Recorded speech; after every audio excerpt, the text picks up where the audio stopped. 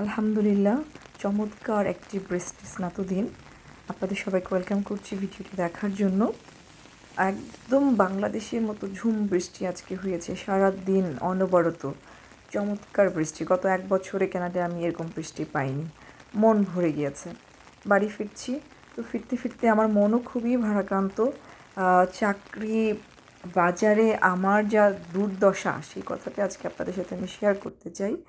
তো তিমো আর শিন থেকে আমার মেয়ে মাঝে মাঝে এটা সেটা অর্ডার করতেই থাকে খেয়ালের বশে। যাই হোক, আর বাংলাদেশি হিসেবে ক্যানাডার চাকরির বাজারে যে প্রতিযোগিতার সম্মুখীন আমি হয়ে বুঝতে পেরেছি আমার আসলে কোথায় কোথায় ত্রুটিগুলো আছে, বা আমরা যারা বাংলাদেশ থেকে এসেছি আমাদের সমস্যাটা কোথায়।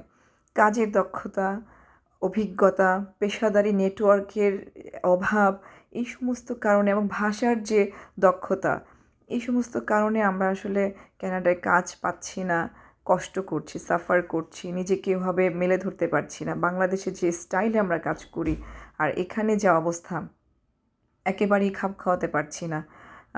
যারা কানাডায় আসতে চাচ্ছেন, রেডি হয়েছেন, ভিসা পেয়েছেন, তারা এই বিষয়গুলো মাথায় রাখবেন।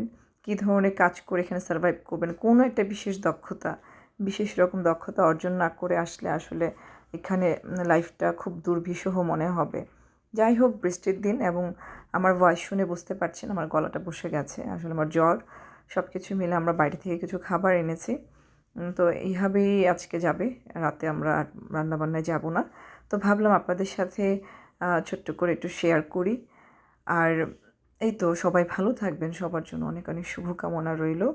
আরেকটি বিষয় না বললেই নয়, বাংলাদেশে এই যে পরিস্থিতি চলছে, সংগ্রামরত সমস্ত ছাত্রছাত্রীর জন্য আমার প্রাণ ভরা দোয়া রইল।